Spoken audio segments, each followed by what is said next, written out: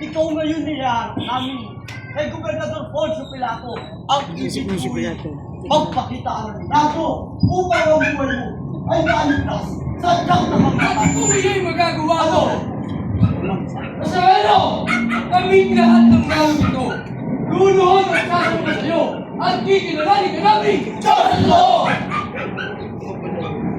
Bayan, anong ingay ito? At sino yung dala yung Siya'y tao? tao habang Kristo Pangkat! naging tapati mo kung Gobernador Poncio Pilato ang nangyaring pagparito sapagkat ang bayan ay ginugulo itong dala naming tao at maging ang mga aral niya ay labag sa aming eskultura masasamat walang halaga pinaaway ang lahat na at mapagsuwain sa tuwina sa amin namin maganda. Lapit dito ang taong yan. Ganyan ba? Ganyan ba ang kabanalang ipinamamato sa bayan? Sa isang may kapangyarihan? Inyong ilalamastaan itong taong natalian. Pagpamunin ng kanyang kataasan.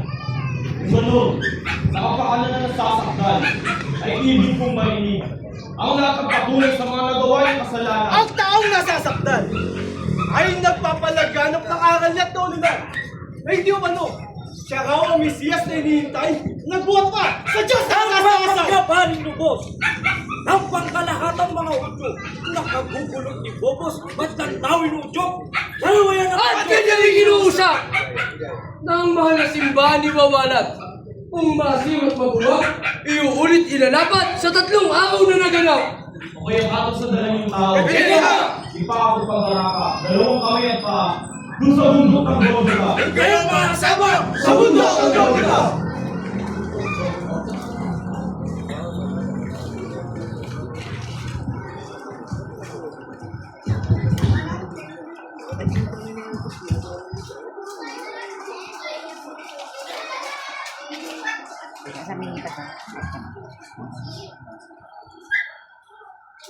Si Jesus ay nasa harapan ni Pilato. Mahigpit ang alitan ng mundo na kinataktawan ni Pilato at ni Kristo. Dapat nating piliin kung sino sa kanila ang ating kakampihan. Ang mundo ng taong natutuwang humamak kay Kristo o si Kristo na dahil sa pag-ibig ay hinatulang mamatay. Alam ko kung sino ang aking sinusunod hanggang ngayon. Ikinalulungkot ko ito, Panginoon. Sabihin mo sa akin na ako'y hindi para sa mundo. Sabihin mo sa akin na ako'y hindi makakapaglingkod sa dalawang Panginoon. Sinasamba at pinasasalamatan ka namin, Panginoong Hesukristo.